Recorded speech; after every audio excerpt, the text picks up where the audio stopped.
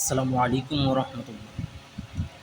প্রিয় দর্শক, কে কোথা থেকে দেখছেন, কাছে দূরে, দেশ ও প্রবাসী সকল বন্ধুদেরকে আজকের ভিডিওর মাধ্যমে আপনাদের সবাইকে স্বাগত। প্রিয় বন্ধুরা আমার, ইতিমধ্যে আপনারা সকলেই দেখতে পাচ্ছেন বাংলাদেশের তথাকথিত একটি নামধারী সুন্নি জনগোষ্ঠী, আপনারা ইতিমধ্যে সকলেই জানেন, গত কয়েকদিন আগে বাংলাদেশের সকল দলমত নির্বিশেষে মার্চ ফর গাজা একটি সমাবেশের আয়োজন করা হয়েছিল সরোয়ার্দী উদ্যানে। তো সকল শ্রেণী পেশা মানুষদেরকে দাওয়াত করা হয়েছিল। আলহামদুলিল্লাহ, অনেক মানুষই দলমত নির্বিশেষে তারা সেই সমাবেশে উপস্থিত হয়েছে। আলহামদুলিল্লাহ, সারা বিশ্বের মধ্যে একটি বিরল হয়ে উঠেছে এই মার্চ ফর গাজা, ফিলিস্তিনের পক্ষে যে আন্দোলনটি করা হয়েছিল। প্রিয় দর্শক, আপনারা ইতিমধ্যে সকলে জানেন, সুন্নি যে দল গোষ্ঠী, তাদের দল থেকে কিন্তু অনেক লোক কিন্তু সেখানে উপস্থিত হয়েছিল।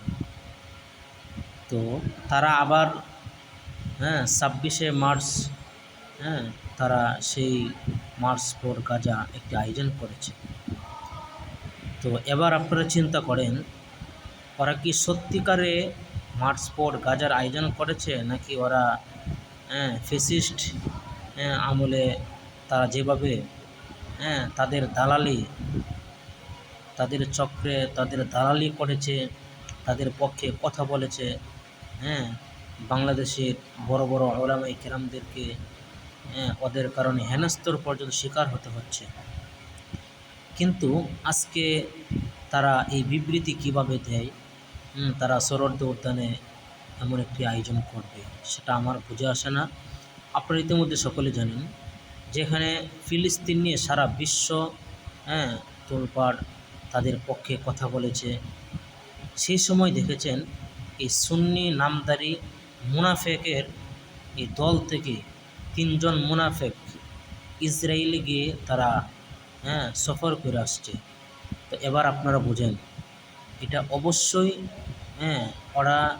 ওরা যে ইসরায়েলের দালাল, এটার মধ্যে কোনো বিন্দু পরিমাণ, চুল পরিমাণ কোনো সন্দেহ নেই।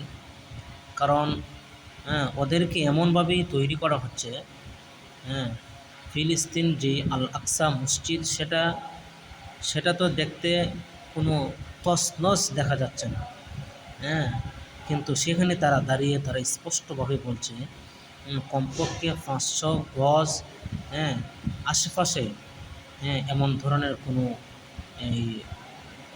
কোনো সমস্যা হয়নি, মসজিদের জায়গায় আছে। তো এবার আপনারা বলেন, যে জায়গায় স্পষ্টভাবে মানুষ সব কিছুই দেখতে পাচ্ছে সোশ্যাল মিডিয়াতে, এটার বিরুদ্ধে যেই আন্দোলন হচ্ছে, আর সেই জায়গায় তারা গিয়ে সেই ফিলিস্তিন না গিয়ে তারা ইসরায়েলে বসে সেটার বিবৃতি দিচ্ছে। তো বাংলাদেশের যে সমস্ত উচ্চ হাই লেভেলের যে সমস্ত নেতাকর্মীরা রয়েছেন, ওলামায়ে কেরামদের সাথে যারা রয়েছেন, অবশ্যই ওদের এই সমাবেশটাকে বন্ধ করার চেষ্টা করেন। কারণ ওদের ভিতরে কিন্তু শয়তান যেভাবে লাড়াছাড়া দিলে যেভাবে জাগ্রত হতে থাকে, ঠিক ওইভাবে কিন্তু তারা ফ্যাসিস্ট সরকারকে কীভাবে তারা আবারও পুনরুদ্ধার করা যায়, পুনর্বাসন করা যায়, তারা কিন্তু ওই চেষ্টাই কিন্তু চালাচ্ছে। কারণ গতকালকে একটি ভিডিও আমরা দেখতে পেলাম, ব্রাহ্মণবাড়িয়া এক নাস্তিক এক এমপি, নামটা আমার খেয়াল আসছে না, এই এমপির পক্ষে কিন্তু এই ঘিয়াসউদ্দিন, এই আরেক শয়তান, এই ঘিয়াসউদ্দিন তাহিরি, সেও কিন্তু ভোট চেয়েছিল তার অফিসে বসে।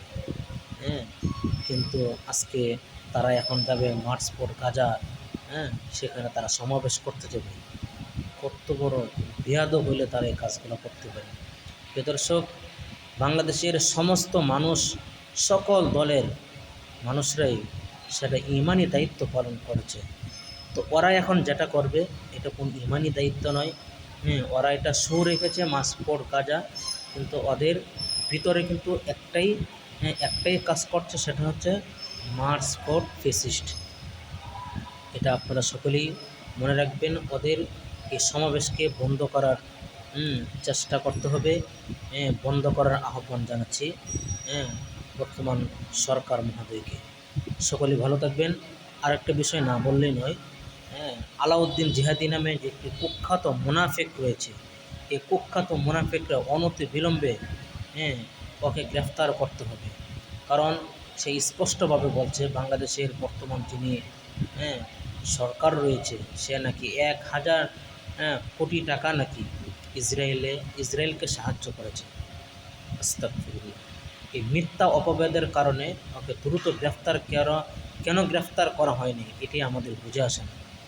প্রিয় দর্শক, ভিডিওটি অবশ্যই শেয়ার করে দিবেন। সকলে ভালো থাকবেন। আসসালামু আলাইকুম ওয়া রাহমাতুল্লাহ।